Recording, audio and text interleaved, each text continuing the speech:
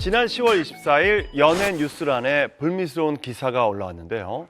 데이트 폭행으로 형을 선고받았다는 배우에 대한 내용이었습니다. 네, 처음엔 여자 배우 H씨로만 알려졌었는데요. 누군지 밝혀졌나요? 네, 이제 기사가 뜨자마자 네티즌 수사대가 출동을 했습니다. 그래서 처음에 지목이 된 게 배우 한하경 씨였어요. 이 한하경 씨는 2005년도에 데뷔를 했거든요. 근데 당시에 N채널 드라마 추리 다큐 별순검이라는 드라마로 데뷔를 했었고요. 영화 전망 좋은지, 레슬링 등에 출연한 배우입니다. 네. 이분 같은 경우는 꽈당녀라고 하면은 그 사람이야 하는 사람들이 많을 거예요.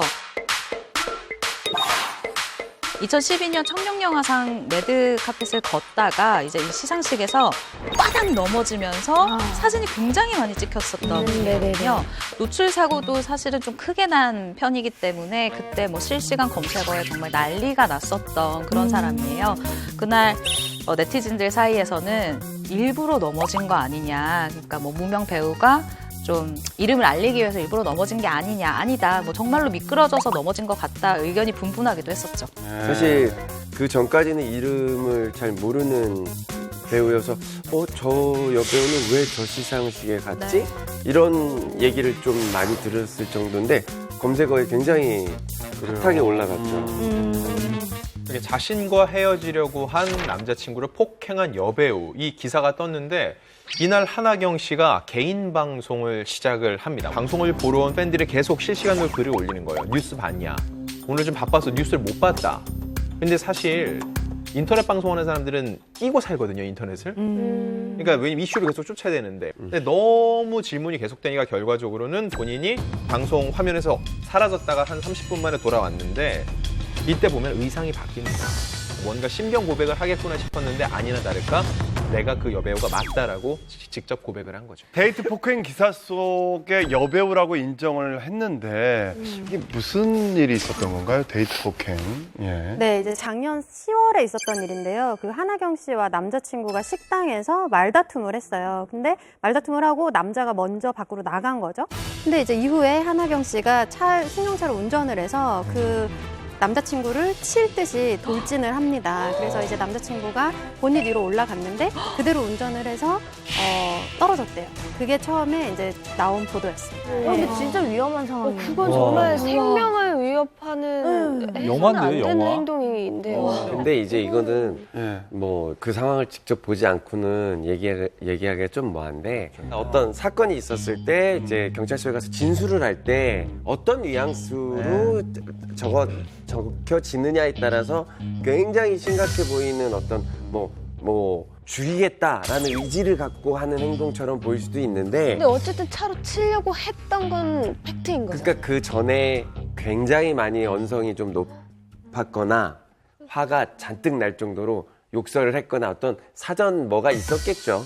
어떤 상황에서도요, 앞에 사람이 있으면요, 속도가 빠르건 빠르지 않건 간에 차를 움직이면 안 되는 겁니다. 미수라는 말이 있잖아요. 살인 미수와 살인은요, 제가 볼 때 한 끗 차이예요. 사람이 죽고 안 죽고는 굉장히 큰 차이지만 살인 미수는 이 사람이 살인을 하려고 했는데 다행히 죽지 않은 거지 이 사람이 결국은 죄가 없다는 게 아니거든요. 마찬가지로 여기서 이 차량을 어떻게 운행을 했는지 모르겠지만은 우리가 알 수 있는 건 판결이에요. 판결로 집행유예 정도의 형을 내릴 정도의 어떤 결과를 냈다는 거는 한하경 씨의 이 행동이 굉장히 상대를 해할 수 있고 위협적일 수 있다는 재판부의 판단이 있는 게 아닌가 싶습니다. 데이트 폭력이 뭐 저희가 요즘 들어서 굉장히 많아졌다. 사회적 문제가 되고 있는데 이번 사건 속에서 한하경 씨의 남자친구라고 이게 나온 분은 어떤 분인가요? 예.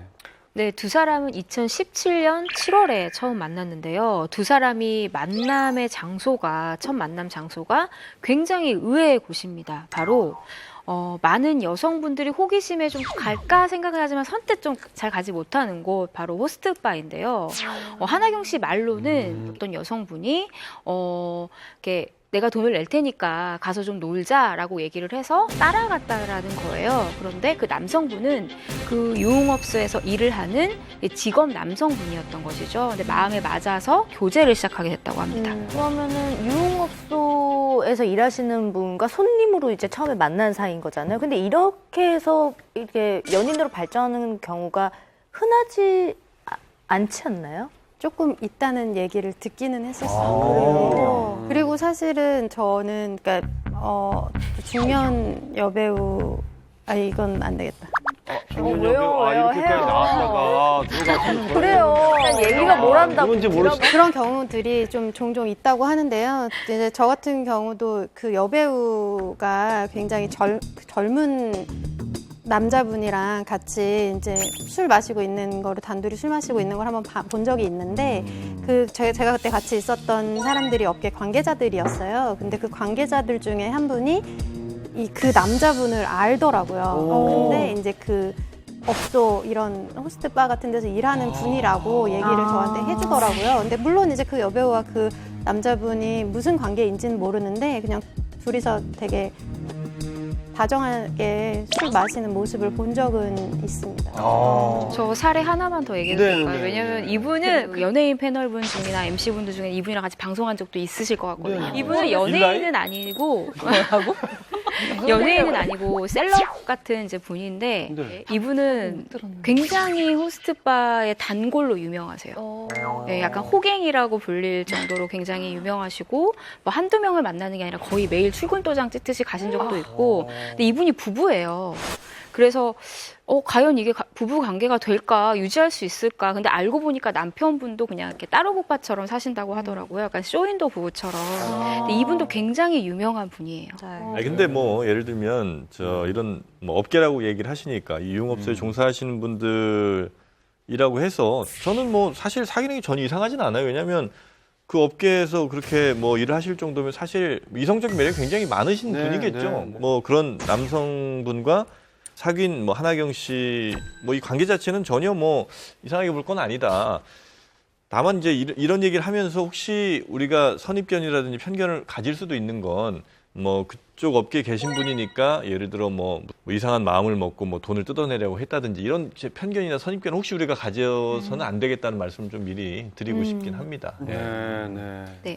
두 사람의 연애사는 이렇습니다. 일단 7월에 처음 만나서 11월부터 동거를 시작을 하게 됐는데요. 한하경 씨 말로는 이 교제 기간 동안 이 남자친구의 모든 비용을 자기가 대줬다는 거죠. 같이 사는 집의 월세부터 시작해서 뭐 마사지비, 식비, 심지어 중국 유학비까지 대줬는데 한하경 씨가 방송에서 나는 공사를 당했다. 이렇게 해서 갈취당한 돈이 약 1억 원에 달한다라고 한하경 씨는 주장을 하고 있습니다. 근데 이제 한하경 씨가 돈을 뭐 얼마 많이 썼다라는 얘기를 지원해줬다. 하는데, 예. 근데 제 주변에 그런 누나들이 많거든요. 공사친 분들한테 당해가지고 그분은 뭐 건설업자입니까? 건설업자예요? 아니요. 돈을 정말 많이 쓰고 정말 많이 했는데 나중에는 팽당한다고 하죠. 이렇게. 뭐 버려지는 분들은 근데 그 공사 당한다라는 게 금액이 그러니까 뭐 예를 들면 어느 정도 일단 기본 비싼 외제차 한 대는 기본이고요. 그런 다음에 뭐 살 집, 뭐 이 정도 아파트 무슨 뭐 전세금 그리고 만약에 관계가 끝났을 때는 전세금 정도는 다 그쪽 남자분이 가져가시는 경우가 있어요. 준다고요? 네. 그런 경우가 꽤 많아요. 명의를 이제 그쪽을 해주는 경우가 몇 많아요. 억에 달할 거 아니에요?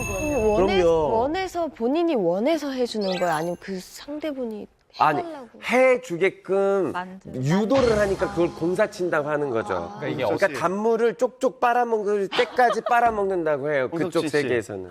아우 그냥 뭐 정신 차릴 때까지 다 네네. 빨립니다. 그러니까 뭐 제가 예전에 그 개그맨 하기 전에 웨이터 생활을 좀 해서 이 호스트에 대해서 조금 아는데 정말 유흥업소에서요? 웨이터를 했었어요. 근데 정말요? 이걸 보면은 이런 거예요. 이제 그 호스트가 여자에게 이제 동거나 사귀게 되는 게 계약식으로 이루어진단 말이에요. 계약? 3개월, 6개월. 근데 그 사귀는 기간 동안 뭐 생활비는 물론이고 내 빚을 청산해주는 조건으로 사귀게 되는 경우가 있어요. 그리고 심지어는 길게 만났을 경우에는 매달 얼마씩 나에게 돈을 줘야만 사귀는 그런 조건이 있어요. 정상적으로 호스트와 사귀는 경우는 실제로 서로 사랑해서 똑같이 주거비용이랑 같이 부담하고 사귀는 게 진짜 사귀는 거고 이런 식으로 요 주장이 사실이라면 저는 요거는 공사를 당했다라는 표현을 좀 쓰고 싶네요. 이게 어떻게 공사예요? 예를 들어서 그러니까 뭐 내가 어떤 예, 예. 여성분을 사랑하는데 내가 내 사는 원룸에서 같이 들어와서 살아라. 그래서 내 원룸비 월세 나갔어요. 그럼 그게 공사당한 거야, 내가? 그러니까 이제 대부분 내가 밥 사줬는데 그게 공사당한 거야? 그러니까 대부분 아니, 이제 그런 보면은 거는 아닌데 네네. 조금 더 과하게 어떻게 공사야, 하는 이게. 경우가 있겠죠. 그래서 제가 표현했었습니까? 이거 공사보다는 약간 농사 쪽. 네, 그리고 이제 그 하나경 씨의 그 데이트 폭행이 이제 그 아까 말했던 차량 돌진에서 끝났던 건 아니었던 것 같아요. 그 차량 돌진 이후에 남자친구가 좀 경찰에 신고를 한 거예요. 그러니까 이제 하나경 씨가 격분해서 뭐 밀치고, 뭐 목을 조르고, 손목을 꺾고 이런 일들이 같이 발생을 했다고 합니다. 근데 예전에는 뭐 어떻게 여자가 남자를 그렇게 제압할 수가 있어라고 요즘엔? 했지만 요즘은 아유. 다르더라고요. 맞아요. 아유, 요즘 뭐 남편 중에서도 맞고 사는 사람들 정말 많아요. 많아요. 그 습관적으로 이렇게 막 그렇게 막 그런 성향의 폭력적인 성향의 여성분들이 있어요. 통계를 보면은 이제 그 데이트 폭력에서 여성 피해자가 뭐 10명 중에 9명으로 많아요, 실제로. 그럼요. 근데 예. 남몰래 나도 폭행을 당하는 거 호소하는 남자들이 많습니다. 그리고 사례를 보면은 여자친구가 나를 때리는 걸 폭력으로 인식을 못 해요. 그러다가 주변에서 야, 너무 심한 거 아니야라는 얘기를 듣고 나서 아, 이게 폭행이구나, 폭력이구나 느끼는 경우가 많거든요. 뭐 이런 경우도 있어요. 그 여자분이 계속 남자친구에 전화해서 나 죽을 거야, 너 안 만나면 죽어버릴 거야 이런 식으로 계속해서 이제 막 협박을 하고 해서 그것도 역시 데이트 폭력이에요. 그것도 데이트 폭력. 그럼요. 저는 이제 전문가분들한테 얘기 들었는데 이 사람이 때릴 사람인지 아닌 사람인지 어떻게 알아요? 라고 때리기 전까지 손대기 전까지 모르는 거 아니에요? 라고 물어보는데 그 얘기를 하더라고요. 술자리에서건 평소에서건 좋을 때건 어이그 이거 이 사람 어이그 이거 이 사람 아주 조금씩 나타나는 건데 어이구에서 점점 앞으로 나온대요 이게. 그러니까 일반적으로 사람이 때리면 안 된다는 생각을 갖고 있는 사람은 이런 제스처 자체를 하지 않는다는 거예요. 여자 여기 뒤에 이렇게 잡으면서 아이고 귀여워 이거 안 해요. 절대 안 해요. 절대 안 해요. 그리고 말로도 마찬가지래요. 아유 저러다 한 대 맞지? 한 대 맞아야 정신 차리지. 웃으면서 얘기하는데 누군가가 맞으면 정신을 차릴 수 있다라는 생각 자체를 가진 사람은 폭력을 행할 수 있다는 얘기예요. 무의식 중에 그런 그렇죠. 생각이 아닌 사람은 절대 그런 말도 하지 않아요. 그 실제로 전문가분들이 이 방금 증언이 나왔어요. 지금 야, 지금 지현수 씨가 저 가끔 남편한테 하는데 어떻게 하시나요? 때 네. 누가 한 대 좀 때려주지 막 이런 식으로. 근데 남편은 뭐 속상할 때 그런 얘기들 할 수 있죠. 그렇다고 때리진 않으셨을 거 아니에요, 일라이 씨를. 전혀 폭력성과는 거리가 먼 분이라서 누가 때려주지는 의뢰할 수 있다는 거죠. 사실은 그 애기 아빠들은 애들이 너무 말 안 들을 때 맴매한다 이러잖아요. 네. 그럼 제가 너무 어이가 없어서 왜 때린다고 해? 그러면 남자애들은 이렇게 혼내서 키워야 된다고 맴매도 맞아야 된다고 막 그래요. 그래서 제가 말 안 들어서 쟤를 때리면 당신은 너무 맞아. 아니 근데 농담인 걸 알지만. 가진 적이 없잖아 이제. 농담이시겠지만. 미안해요.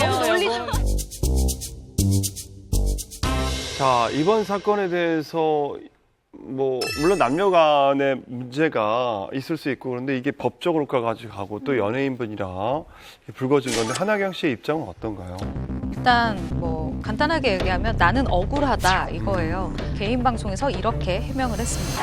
그날 식당에서 다투고 남자친구가 먼저 나간 건 맞다. 전화를 해도 안 받길래 남자친구 집 쪽으로 운전을 해서 갔는데 남자친구가 택시에서 내리길래 차에 타라고 했다. 그런데도 안 타고 내 차 앞으로 왔을 뿐이다.